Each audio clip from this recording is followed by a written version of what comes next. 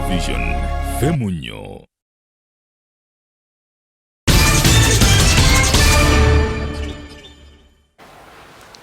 Okay, tukubuzizaako nnyo nate olunaku lwaleero nga tugamba nti Mukama yeebazibwe abukeseza atukumye nga tuli balamu. Weewale kubanga nawe okyekomye ng'oli mulamu.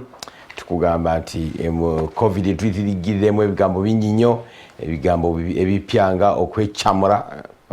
Si kye kyokka naye mutuyigiddemu n'engero. Olugero lumu olwasinga otunyumira lugamba nti amagara gakira amagana. Tofa nnyo ku kukola ssente, fa nnyo ku bulamu ogenda kubukuuma otya ng'oli mulamu. Bwe tugenda mu kibuga twambale masiki zaffe, era bwe mukyala mu kampani kakati kampani police bwe zituwe zigamba ezisinga maximum observance of the SOPs. Ng'emu ku SOPs gye tulina okwegendereza ffenna yakwambala masiki, kyemanyize obulamu bujja kunyumira buli w'olaga. Otherwise ojja kutuuka ku kampani nga soli bagambe nti mask full time ogambe ngenda kikola otya. Kyemanyize nga tuneetantala gamba ngenda kukyalira mu kampani gundi oba gundi standard operation procedures tubenga tuzimanyi. Wasotano ng'olaba Wasolo TV mu abakyala manyi okwekuuma obulungi ennyo abeerabiridde obulungi ennyo byonna bigenda ku lunaku lw'eggulo tugamba keep it up. Ate tugenda mu maaso ng'ensi egenda mu maaso mu ngeri yonna nga mulabika bulungi era nga munyirira bulungi nga bwe kigwanidde okubeera. Amanya Charles James Senkubuge sirinzeka babuzeeko. Mwasize mutya mikwano, it's a beautiful day. Olunaku olwaleero lunaku lulungi nnyo. N'olwekyo ebyakutawaanyiza oba ebikedde okukutawaanya bisuula ebbali. Bw'obanga ofuluma ennyumba yo kkiriza Mukama Katonda nti agenda kuba ng'akukolera ebyo by'atakukolerangako, bw'otyo olunaku lujja kuba nga lukutambulira bulungi. Wabula nkukubiriza okwewala ebintu ebiyinza okuviirako oba oliawo okukwatibwa oba okugibwamu okutanzibwa ensimbi nga gwe acontributinze ebyo ebiriwa. Kakasa nti oyina maskiyo ng'ofuluma ennyumba, kakasa nti oyina ekikwogerako, beera ne ID wakiri ekwanjula. Omukuumaddembe bwakustopinga oba bwakuyimiriza munayo mugambe nti nze gundi ne gundi bwakubuuza ekikwogerako nti kye kino. So n'olwekyo weeteeketeeke ng'ofuluma ennyumba. Bamaama mbabuuzaako nnyo ne mbeebaza okulabirira abaana saako ne baddadi. Ebiseera bye tubaddemu tebibadde byangu okutandikira ddala ennaku z'omwezi nga 18 omwezi ogwokusatu paka olunaku olwaleero. Mugumye Mukama Katonda abawe kye musinga okwetaaga. N'abaami mwebale tubeererawo baddadi naye nga keekadde tugamba nti embeera yalongookamuko mutwongeze ku ssente z'akameeza embeera esobola okuba ng'etambula bulungi. Ebintu ebisinga kaakati biseerwa, n'olwekyo yongezaayo ne kale n'oluba 10 ne weziba 20 amaka gasobola okuba nga gatambula bulungi. Nise Nabwire Ntule Busitema mu disitulikiti y'e Busia. Ndaho baheesaho mbeebase kyosi kimuholere oludalo lwaleero lunaku lulungi. It's my birthday. Alinako kyonna kyolina yenna ninako ensonga olunaku olwaleero ogipostponing paka lulala amanja tujja kugamba Robert Mutebi tujja okuyikiriza yajja okumuyimbira birthday olunaku olwaleero. Tetujja kumuteeka kumpewo paka ng'amaze okuyimba happy birthday to Fede ne tukugambira happy birthday mama. Tukugamba nti saawa eno oli mu Labour Ward mama Fede ate naawe erinnya gwe Nabwire tugamba yes. Samulumanye kiri awo. Yatuukayo butuusi. Abaana abamu baluma abalala tebaluma, ekyo gw'okijjukira. Atubuuza kuba twate Fede batadde ku nsi namwe mulina okuyimba happy birthday. Omukulu Sam Okero tulinze simu egamba happy birthday. Okay, that's very good news. That's very good news. No question about it. Okay. Obwedda kwegamba ingeti tukamba kiki kigenda mu maaso. Okay. Mu birthday ate mwenyini mwetwagala okutegeerera ne World Report ensi yasuze etya Fede.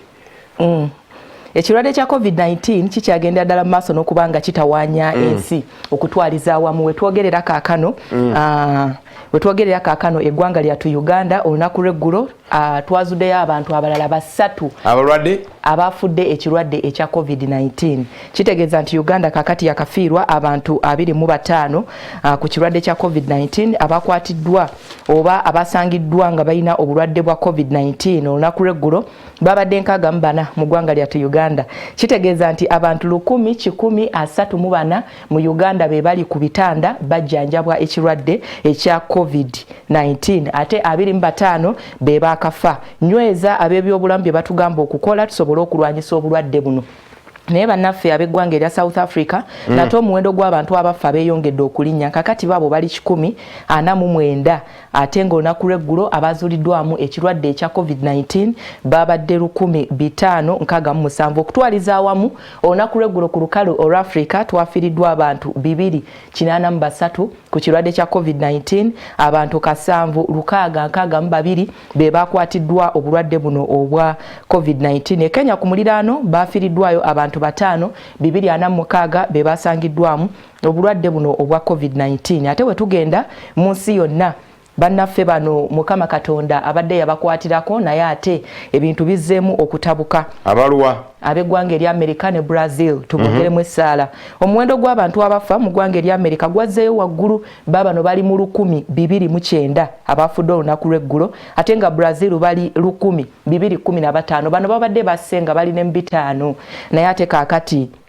bazzeemu nate omuwendo okulinnya ne Buyindi ne begasseeko nate bafiiriddwa abantu 166 nga ku bano bonna infections zisinga kuba waggulu mu ggwanga erya Buyindi eggulo bazudde abantu 6,687 mu ggwanga erya Buyindi nga be bakwatiddwa ekirwadde kino ekya COVID-19. Bannaffe aba Bungereza eggulo bafiiriddwa abantu 16 1,184 be bakwatiddwa. Italy yatukaabya amaziga ku ntandikwa yafiiriddwa abantu 4 ate abantu 876 be bakwatiddwa ekirwadde ekya COVID-19. Eggwanga erya China lirwanye olutalo era nga tebafiiriddwayo muntu yenna olunaku lw'eggulo bafunyeyo abantu 14 nga bakwatiddwa ekirwadde ekya COVID-19. Kitegeeza ki? Nti bukyanga ekirwadde kino eno kibalukawo biraga nti eggwanga erya China lyafiirwa abantu 1434 be bafa ekirwadde ekya COVID-19. Katulaba ate bannaffe baneeno aba Italy bakafiirwa emitwalo 3,545 ate Amerika olutalo bukyanga lubalukawo yakafiirwa abantu emitwalo 18,244. Eggwanga erya Brazil lyakafiirwa abantu emitwalo 11,666 ate Buyindi yakafiirwa abantu emitwalo 5,900 bwe batyo oda bwerabika Mexico lwaki eri wansi bali kubaako singa okukwatibwa bw'ogatta abakyasinze okufa Amerika ye yeetisse naye tebali mu oda eyo bali mu oda eyo naye nza okulanga ate Mexico eri wansi eno eri emitwalo si 6 egyo emitwalo 608. Italy yakoma kumeka Italy ye kyagenda mu maaso n'okufiirwa eggulo yafiiriddwayo 4 kaakati yakafiirwa abantu emitwalo 3,545. Germany yakafiirwa 9 345 eggulo yafiiriddwayo abantu. Tubagamba nti obulwadde gye buli ddala tubagamba nti obulwadde buttira ddala.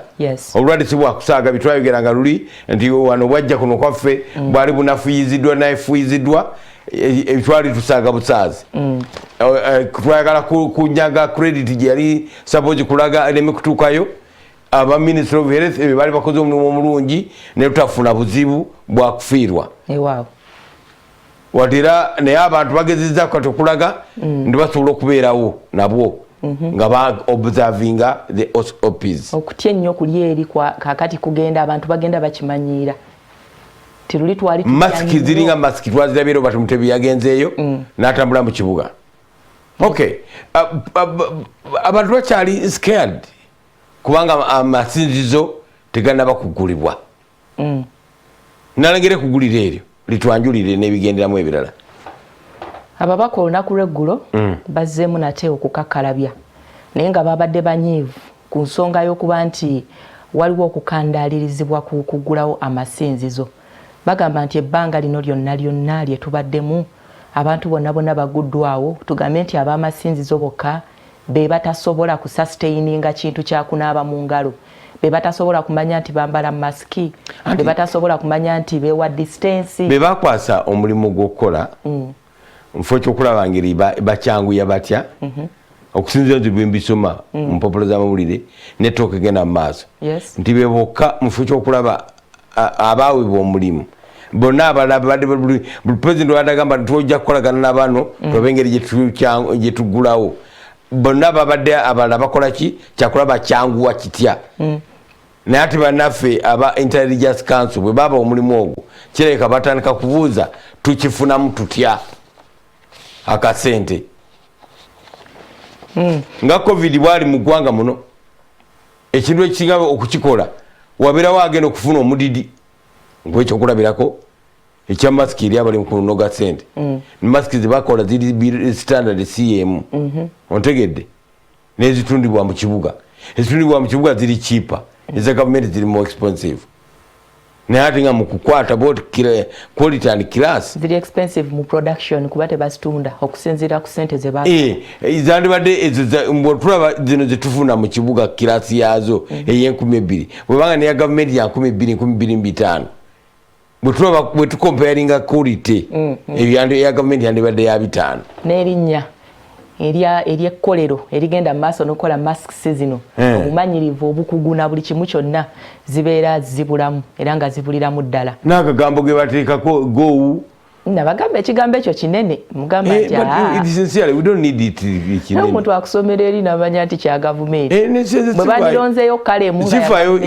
kyakusomera nti kya gavumenti sente yange nze omuwi w'omusolo saagala kunnangira ku sente yange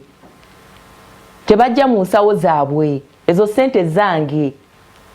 kati ompadde ekyange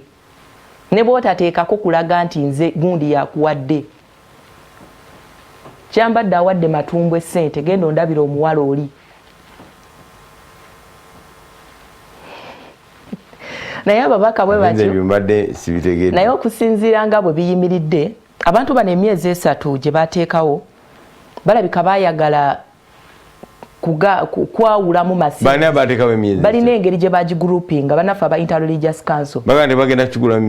era batandika dde okusomesa abantu tolaba obutambi nga butambula ku mikutu gimigatta abantu bababuulira butya bwe balina okupangamu obutebe ne balaga n'omubuulizi wajja okuyimirira ng'abuulira ndowooza ne bateekamu n'abantu abambadde masks kati kulaga nti ekyo kyogenda okukola ki okukola ndowooza n'ebirala bye tutamanyi naye nga bayinza okuba nga baabala nti emyezi 3 egyo oba Uganda bagenda gitambula yonna bagimaleko nga bagenda bakola ki kati ekyebuuzibwa bano be batandika nabo bwe banaaba batuusa okumaliriza bagenda kuddamu babakuŋŋaanye baddemu basamarizinge oba kigenda kusigalirayo nga bwe kiri eno gye bava omuntu baleka bamaze okumugabira masks bamutereddewo amazzi bakuba abayise obuuza nti ayise yeewaddembe okugulawo asiwa ddembe paka nga bakoze alipoota ey'enkomeredde Interreligious Council sente zeekozesa nga bagenda babangula abantu batyo nga bwe tubiraba ku social media bandibadde sente ezo bazikozesa ate okugabira abantu bano ebintu ebyo bye beetaaga kuba bwe bamaliriza okusomesa abantu bagendayo ne bisoma babeeraawo nga batonotono abalimu basomesa ndowooza abakulu ab'omusinzizo eryo be basomesa bekikwatako ba administrators naye tetulowooza nti oluusi kiyamba anti kaakati raba bwe bavaayo mu kubasomesa era kijja kubeetaagisa okuddayo kati okumanya nti obitaddewo byonna bye beetaaga bakusomesezza nti ogenda kukola kino na kino na kino na kino kati balina okudda waliwo ebyawukana ku bye tumanyi ebya bulijjo naye engeri gye baclaiminga nti ebizimbe biri enclosed ate bineeno ndowooza byawabweru kati sente zino zonna ze tugenda tusaasaanya ku transport n'okugula masks ze bagezesezaako n'ebintu ebirala bandibadde bagamba nti babawa emmotoka mpya ez'okutuuka ku bantu zonna ttiimu yonna kati bandigambye nti ensimbi zino ze tugenda okusaasaanya nga tutambula katugende nga tugaba twagala kulaba ababaka ba palamenti kyebakyogerako ensonga eyo n'ebirala bingi byabadde mu palamenti sitole yonna twagala tugikanyuge tujimekete yoza speaker na wa government okwetonda byabadde bingi katugirabe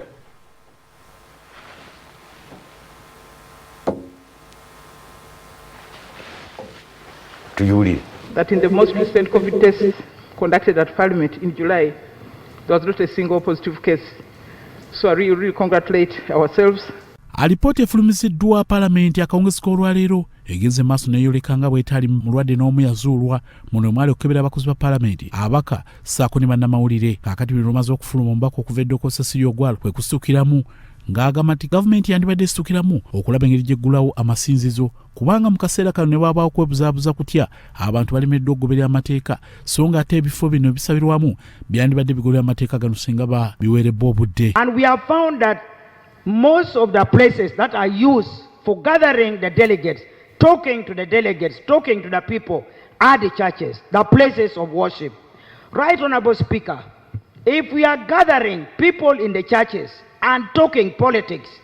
why can't we gather people in the same place to talk about God, to talk about our spiritual selves? So, Right, Honorable Speaker, we are pretending.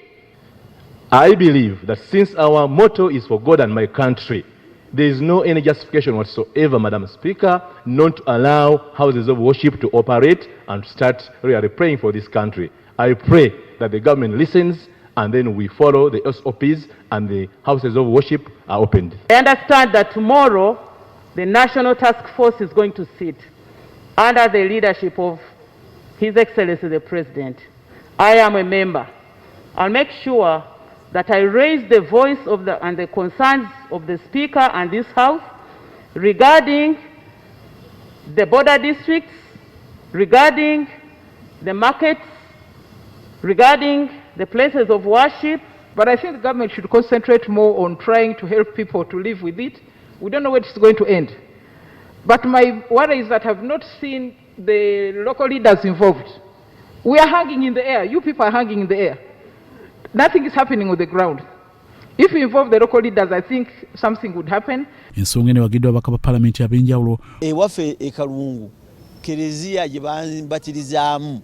etikka esobola okutikka abantu miliyoni namba naye basobola ogisomeramu abantu 200 nga balina amabanga ate ne bawulira kubanga zirimu emizindaalo. Tugende wano wa Bugingo, Pastor Bugingo, emizindaalo gy'alina gw'ogirina mu Uganda wano ne mu Parliament wano weegiri. Abantu balimu okusaasaana wabweru na basabire eggwanga lino ne mudda mu kutusiruwaza obusiruwaza. Okubuulira tukyasobola okumanya Yesu, twesaaga tusabire embeera eno, embeera y'ebeevaawo, ebirala byonna biggulewo. Ebyongo bitadde ku mabbali waddewo Katemba atali musasulire ate abaka Parliament bambalidde Nampala gavumenti nankabirwa oluvannyuma lw'okuba nti yawagira mukyala Kadaga mu kalulu ka NRM akabaddewo. Mu bano mubaddemu n'aboludda oluvuganya gavumenti era ng'akomeddemu mu mbaka okuva e Busia Godfrey Macho abatuuse omulangira nga bw'alina kyekubiira. Congratulations, Madam Speaker. This House, Right Honourable Speaker, has produced a number of SEC members. Some of our colleagues betrayed us and they are looking at you as if they are angels, but that is politics. Right Honourable Speaker, I need your protection from the government chief whip. Proceed. Muyozayozezza naye nenjozayoza ne Deputy Speaker niye okusingira ddala njozayozezza President Yoweri Kaguta Museveni kubanga party yamuyisizza nga flag bearer waffe n'olwekyo tewabaddewo okulwana. So nenjozayoza n'abo bonna abali mu Parliament wano nga bagenda mu Central Executive Committee. Ku Russell TV nze Grace Girinya ne Elia Sajabi Omunyo. That is good politics. Nga tatya abantu bandowooza nti ajja kwekweka n'okwekweka kubanga akatambi ke kagenda viral ng'ayogera nti bannange temulonda oyo mulonde gundi negenzi ate kasate wekweka on day one obo kyabiza we bwala kyekigambo kituufu newe edda ku lusebenju n'olingiza olw'omusango genda kusigalawo nga bakugeyeeyo buli we basinkana naye she came out on day one ate nekyogerwako n'kisaagiramu nekyabika. Njagala tukitegeere nti akalulu kaba kalulu buli muntu abaako ne gwa exactly. Oli kyovolaba nti omuntu abamu ne walondedde oluusi avawo nga talina kalulu oba walondedde ng'agenze ne mukyala we n'abaana bana n'ataluzawo bululu bubiri nga nawukawo kyatukawo senseko kkulu bya kitange wampeewo yagenda kalulu n'abuuza abafu basimbula abantu 17 ne bagenda kalulu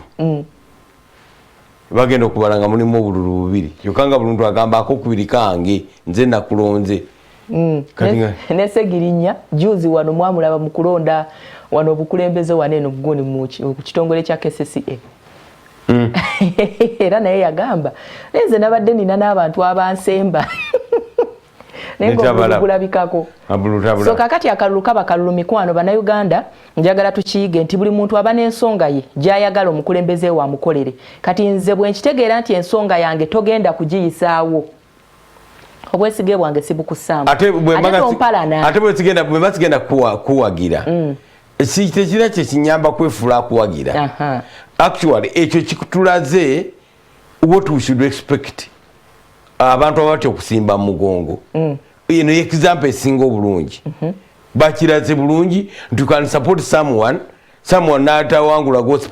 gosupportinze ng'obadde okuba amagi n'awangula you bury the market and you continue nogamba nange tugende maaso mbayuzayuza mwe n'abawangudde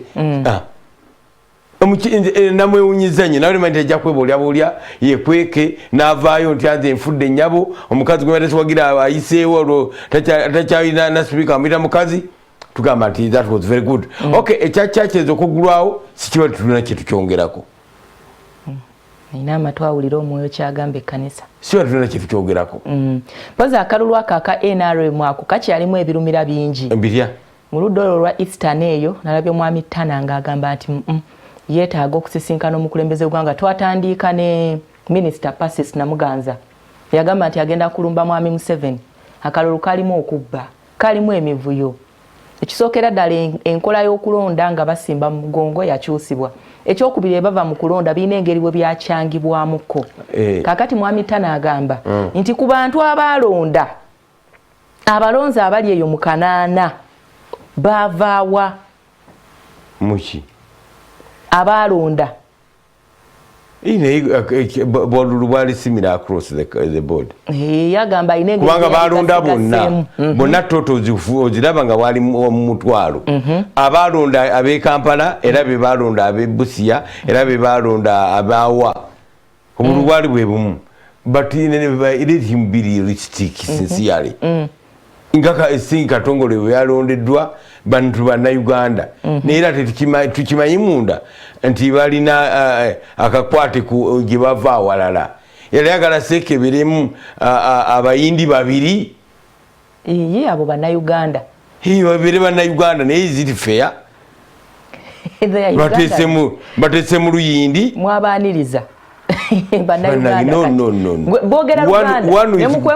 one is good enough ekibiina okulaga nti kiri open kikkiriza abantu nga America bwe yakkiriza Barack Obama ne can you believe nga Barack Obama yajja n'aleeta ne vice naye nga we Uganda n'aleeta ne speaker nga naye we Tanzania abafuse mu Uganda nedda baba bannayuganda abantu mwiga okwogera ku nsonga nga bwe ziri you expected two Indies to be on the whatever Baganda. Even Baganda don't have two oliye mwami Katongole Baganda is the biggest tribe in Uganda they don't have two members on Nusek ate buzibu balina bana Kigongo mbadde simubazi Kigongo mbadde nabo Kigongo ne Museveni nabo tukyababala lwaki nedda abo tebakubwako kalulu nedda sebo baali bavuddeyo ngera bombi balina ababavuganya naye ng'ekibiina bomanyi nti bo bali organize ne batuula ne boogereza abamu lwaki njogeddemu ebirumira okugera Abakampala yekka abeesimbawo Nyakaana Uhuru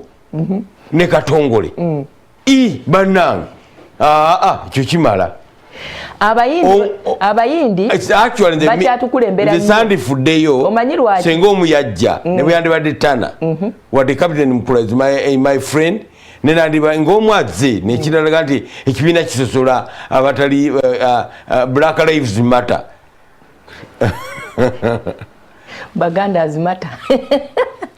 okay nga tonnaba kuvumirira nnyo oba oli awo ekyamawanga amalala tukulembera tugenda kulaba ebifaananyi ebibiri bino birepresentinga abavubuka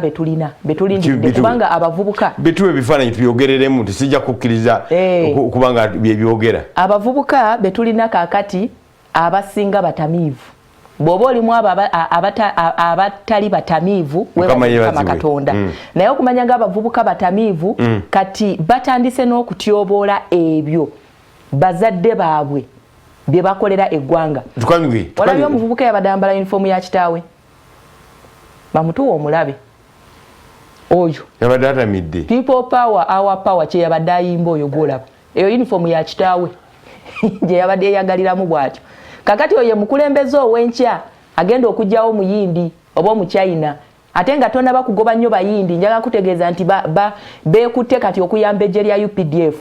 olunaku lweggulo batuwadde pikipiki 10 ziyambeko UPDF batuwadde ambulance 10 ziyambe UPDF ne babawa n'emmotoka ezeetika emigugu 10 tuliko ku screen nane bali kugamba nti read my lips abayindi sibanako mutawana gwonna era nkugambye atugeraageranya kaakati bannayuganda nkugambye nti wawe tuyimiridde tana mumanyi ne tana manyi kati omuvubuka oyo yaviiriddeko ne kitaawo okukwata anti bombi bakwate kati taata agenda kunnyonnyola n'ono naye okweyita kyataliyo uniform gye yabadde abukirabukiramu wano watugamba nti oli ne bwatula butuuzi mu ntebe kati bali ku poliisi y'ewandegeya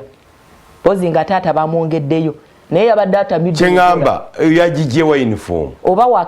waka kati ekyo dadi kyalina okunnyonnyola naye era ateeka okubanga era yabadde waka ng'oba dadi awujjaddemukko be babavubuka baffe kati omutaata bamusibira were omuvubuka mukulu abavubuka bali kuzaala kakati ekyo kyekikulu ekisooka kuba oyo yavuddeyo mu kamera balabika bangi abakola ebirala abavubuka ekika ekyokubiri mutugireko tetukyagala kulaba naye abaana abato abalabye omuvubuka oyo kyakoze ekyokwambala mu uniform ya kitaawe yazizza musango era ali ku poliisi agenda kuvunaanibwa ekibonerezo tujja kigoberera tujja kubuulira naawe togenda kujjayo byambalo bya kitaawo ogambe nti ng'oli yakikola bajja kusiba abavubuka ate si byambalo byokka abazadde balirakisinga bazanya nyene n'abaana baabwe kati omuvubuka mukulu tojja mukumba kati kiregeza akuze naye nga bw'atyo addayo naye n'emmundu n'omwana n'amuwa n'akwatamu n'akola atya ekyo kivubuka ekikulu ekyo ati ngamba okuva mu buto gwe oyagala kutandikira we tutandikidde you think again how did we get yes theme yaffe yajjo twatuuse tutya we tuli naye ng'omwana alimu amagezi otuuka ekiseera n'ogamba nti wadde mami abadde ampa gomesi ye n'ebikke gino emyaka sikyayinza gyebikka mbadde nyambala ekkooti ya dadi gino emyaka sikyayinza kati ekyo kyekiri fani tulabe ne banene oyogera ku police uniform naye omwana ayambala sando za dadi we taliyo waliwo age wotukira n'ogamba dadi nga sando aze n'agireka ku mulyango ate gwe omwana n'ojja n'otambula n'ogenda ne buba tozidugazza ne buba ozozezza where do you get the audacity abavubuka abokubiri etaati ya dadi opapa okugenda nagana kangololene ya dadi mwenkana abaana bakula bodi bageja okusinga ne baddali baabwe kangololene ya dadi otya anti bwe mutyo bwe mutukuzizza mwami Senkubuge wala n'abeggula abatuuse n'okuba dadi waabwe mbutabawadde bintu abavubuka abokubiri bano kigenda eri bannayuganda nedda nyabo tugenda kubanga tuwumulamu katono bwe tudda ajja bwanna afunye akadde ajja tumiza abo n'abembwa ezabalumye okufa obufi tusesetuka tukomawo Television Femunyo.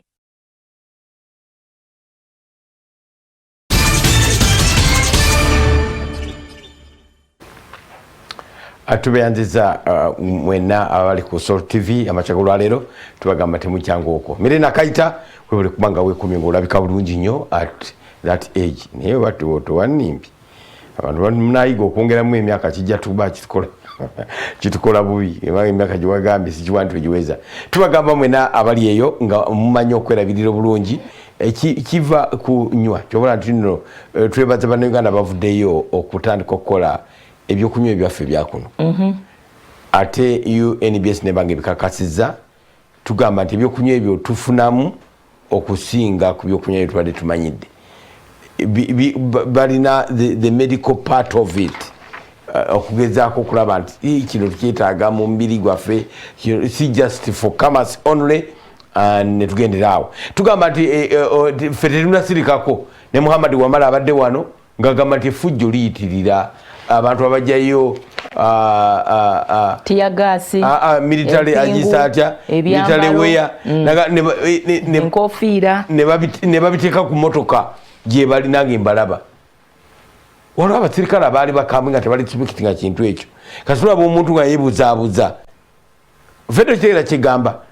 oli atadde ekyambalo ku saati aba yeebuzaabuza manya ku muto emabega wano oli omupoliisi olulaba nga mugende abasinga babeera bakyamu waliwo abali excited Kawempe tulabe batugambye nga bo eki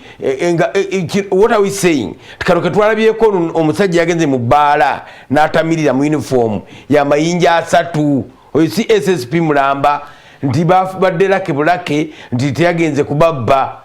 yandigidde nga manya nabagamba how are you here muguddewo mutye ebbaala babbaala tezindagulawo mulete emitwalo abwegito basse kitugende ku poliisi era badde bakankana bwe bati waliwo mubamitakato musege mulala wolfu naguguba musegi bayiri Kawempe tula bw'obamanyi okugjayo empingu baza daddy baza jjajja obaza brother ne bajje nga sibosi basirikale ne bajjayo empingu ne batambula nazo oluusi batambula n'emmundu wuli esinga okutiisa balina okutambula ne tear gas canister musaagirako nakuba ka tear gas kakoweka mu bbaala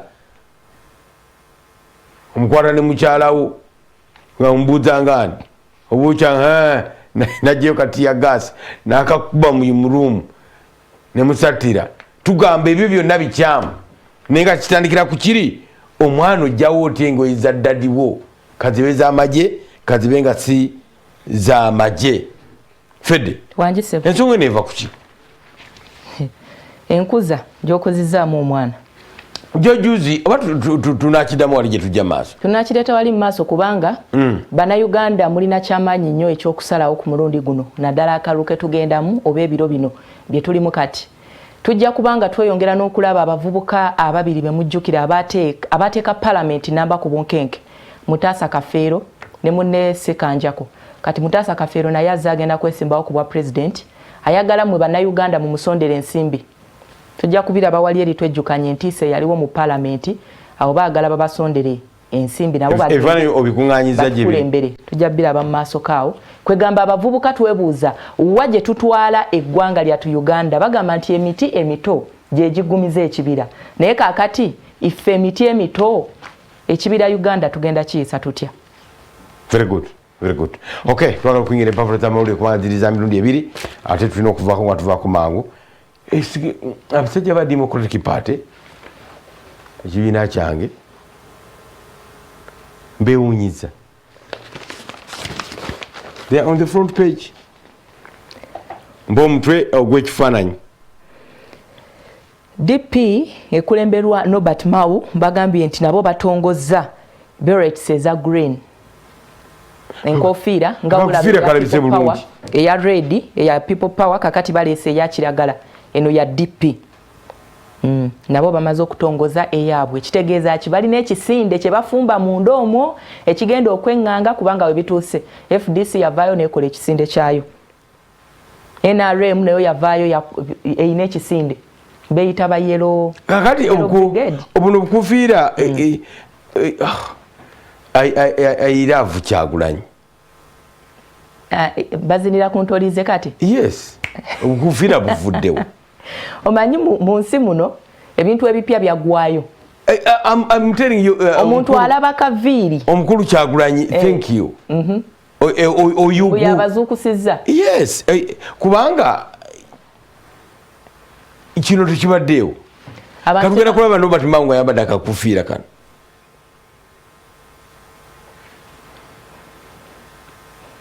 mwami Kyagulanyi nayo PDF ani yasooka kwambala kakofiira ate bakambala ne abukufira bwaliwo ne mulembe gwa Amini bwana tubadde tubulaba fe abaluddewo teri yali akafudde ensonga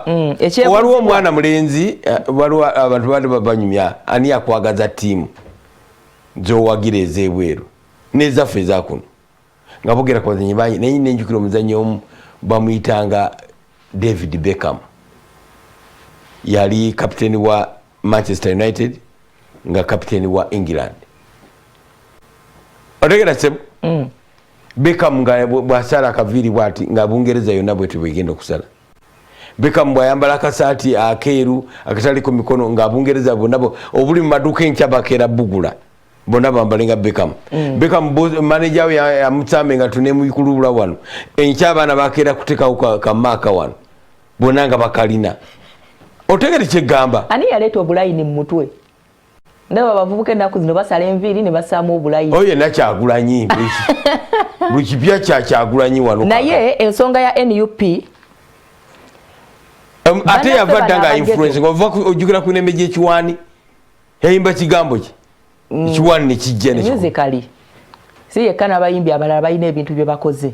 mu capacity yaabwe ng'abayimbi naye bannaffe baneene aba people power si mpalana bannaffe bano aba people power mu ghetto balina kye bagamba nti tuli magye ekigambo ekyo bakikozesa nnyo tuli magye kakati okulaba UPDF nga balina enkofiira zino nabo okukola ekyefaanaanyiriza ekya UPDF bali baagala kutunula nti magye naga kufira kanyumye kano naye nga si magye gankwata mundu bo bayinza okubanga simanyi interpretation yaabwe gye bawa by saying tuli magye njala tukubeyo tochi mwekyo kamalo clarifying kino aba NUP nga tebanna bakutandika kunyambalira UPDF magye bonga ejje balina engeri gye beetegeeramu ejje lyabwe likola ki fe bannayuganda bwe tugamba nti UPDF jje lyaffe bukuumi obo kitegeera kati bannaffe abageto bo bakikozesa tuli magye kakati nabo balina engeri gye bategeeramu ekigambo kyabwe ekyokuba ejje je erikola litya balina interpretation zaabwe naye ate kakati okukwata abalinga bakyogeranga ne mwami Kyagulanyi tanaba kulembera kisinde kya people power n'oluyimba lwaliyo tuli magye oba lwali lwani bumagye tuli magye naye ate kakati bwe lutyo kakati okuvaayo okukola akakofiira akefaanaanyiriza akamagye balina kye baali bategeeza bannaffe banene abalala ekyebuuzibwa nabo obukofiira bwe bakola obwefaanaanyirizaako obwa people power obwefaanaanyirizaako obw'amagye bo bategeeza kiki bo bagenze mu style is in vogue temwerabira nti bwe tugenda mu bajjayo engoye ezitali zaabwe ne bazambala ne people power kigikwata maye enkufiira y'amagye gagigaana okay tutume emitwe emirala doctors list options to avoid lockdown bagamba nti ngeri yokka gye muyinza okwetaasamu obutabagala ze zino wammanga ekisookera ddala bagamba nti bagende mu maaso n'okubanga basomesa abantu ku kwetangira obulwadde buno tegeeza aba international intelligence council batuufu genda maaso wano bagambye nti balekeraawo batwale abantu abalina obubonero obusaamusaamu obwa kasolya makabulira katonotono twalayo omuntu medics want government to manage COVID-19 doctors say virus here to stay tobulade bugenda kubeera lusibwa kuvaawo mangu nnyo public in panic as cases and death abantu basatira olwokubanga abalwadde beeyongera waliwo ekinyuma wano bagamba nti abajjanja bwa COVID-19 bwe bamala okumujjanjaba ne balaba nga obubonero bubuze bamusiibula dde ewaka bamujjanjabire ewaka okutuuka bw'anaabeera obulungi waba obeera mu ddwaliro obeera infected ate oboosiga abalala gavumenti eteeke ssente mu bintu ebikozesebwa okwetangira obulwadde buno eri abajjanjaba naye wano Mr. Lizard alina kyagamba nedda tunakyogera bayogedde wano Namboole yatandise okukola abantu batandise okujjanjabirwa enamboole kitegeeza numbers zituusaawo scary abantu kasola nga tunamboole atandise okukola tuba tumanyi tujja mufuula dormant nga twekomye bulungi batandise okukola enamboole Lizard agamba atya agamba nti si buli munnassaayansi agenda kukkiriziganya n'ebyabasawo bye bavuddeyo nabyo. Okay, gavumenti bagamba nti bagenda kutekinga over Owino market babeere nga bagiddaabiriza enkaayana zisusse. Mbadde mmanyi nti abasuubuzi baavaayo ne balaga ne gundi ne zirisiiti Mwami Kayongo ng'agamba nti abasuubuzi beegula. Era twagala kumulaba gavumenti ebeera ne upper hand. Twagala kulaba Robert Mutebi bwa leero bwenkya baddirwa banaafunye akadde adde atema Owino atuwulire ensonga eyo. Gavumenti agala kubanga ekibiina ekyo ne akatala ako yekaddukanya FDC okay. Batandise okubanga basunsulamu abagenda okubakwatira bendera mu kalulu ak'omwaka ogujja. Today in history, Obote proposes expulsion of the Asians. Abantu bagamba nnyo Amini nti ekibimu byasinga okukola yagoba abayindi plan yali etandikidwako ku Milton Obote agamba wano mbadde nsomamu ng'agamba nti abayindi bali balaga tebalina kakaate konna nakalandira nakyebeeguya ku Republic of Uganda ko ye nno kambalage nti wanowo abakulembeze ngenda bagoba yali akyakiteesa Kamini mbagobedde ddala. Okay, abantu tulaba mama ababazi nga bamwambaza emidaali gya Nalubaale n'ekyo kyewunyisa tegeeza abantu bonna baaliko abato genda kugulira ddala nzirukeo mangu awo. Waneno bawandiise ne bagamba nti waliwo Nancy akwatiddwa wa myaka 23 kigambibwa nti omulwadde gwe yabadde alabirira bw'atyo yagenze maaso n'okwejjambula mu bwensi ayina by'alina okunnyonnyola. Amawulire ag'entiisa waliwo maama asangiddwa ng'afudde naye nga waliwo omwana abadde amuli awo ku lusegere naye ng'ate naye alabika nti enjala ebadde emuyiseemu abadde nga talina kyakulya. Bino bibadde mu ggwanga erya UK era okunoonyereza kutandise. Bagamba nti amalwaliro g'obwannannyini gagenda mu maaso n'okubanga gabonaabona n'okukwasaganya ensonga ya COVID-19 kulafubana kwennyini waliwo bye beetaaga. Bobi Wine wuuno akubiddwa mu mbuga y'amateeka naye ng'entabo eva ku ki okuwandiisa ekibiina ekya NUP engeri gye bajjamu RL nti n'abakungu abaaliwo bali batono okusinzira ku bali eri abateekako emikono ng'ekibiina kya NURP kitandika kakati kye yafuula NUP. Kanako kogerako katono peji eno bombi boogere. Wano bagenze mu maaso ne bagamba nti bakuba tooki mu bintu mu mivuyo egibaddewo mu ggwanga lyattu Uganda naddala ku bitebe byaffe ebyabambasada naye nga entabo eva ku kiri eri abakungu baffe mu Denmark ababadde bagaba n'akasente ak'embalirira y'omwaka. To be fair, we should look at the observer. Omutwe gwamba bwe guti gumpe Observer afulumya ekyayolunaku olwaleero wuuna agamba nti kakati abasomesa ebyokusomesa babivuddemu. Abasomesa basuddewo ennoni era omutwe ogw'ebigambo gwe mutwe gw'ekifaananyi. Ekifaananyi kye bakulaze omukyala wuuno waneeno yatema ttaka taata awujjaddemukko abaana be basomba amazzi emabega waabwe balina asamba bagamba okusamba alisamba ettaka eryo erikuba amatofaali balina tanuulu namba emabega ey'amatofaali gye bamaze okuba nga bassaawo kyekiri kye nabagamba nti gavumenti mu kifo ky'okuvaayo neewola abasomesa ensimbi ng'eyita mu ssako. Nze nali ndowooza nti gavumenti yandibadde ekwata ssente ezo n'eteekawo ebyetaagisa mu masomero abasomesa basobole okugenda okukola ki okubanga batandika okusomesa beetakulye naye kakati ono ayinza okubanga yeewola ssente mu ssako naye nga bimusobedde yalina amabanja mangi n'ayiiya n'agamba kaŋŋende ndabe naazisasula ntya nakuba amatofaali ne kikwatayo abasinga obungi abagenze ne kikwatayo. Simanyi oba banadda ate nga jjukira nti ensonga ya distancing eba yeetaaga okwongezaako ku muwendo gw'abasomesa. Okay, 8 die in Southern Sudan yasala cargo plane ya crashinze obenyenye okuli emisale egwa etya COVID mulago twando VIP ansooke mbuuze mulago twando VIPs only bokka abanene bibajja okuba bagende mulago ffe tujja kuba nga tutwalibwa Nambole Imperial College of London vaccine to be tested in Uganda by December nadduseewo dda ebyo byabiruma abayaaye tugenda kuba nga tumulamu katono bwe tudda tujja kuba nga n'abanene twogera okubogerako tosese tukomaawo.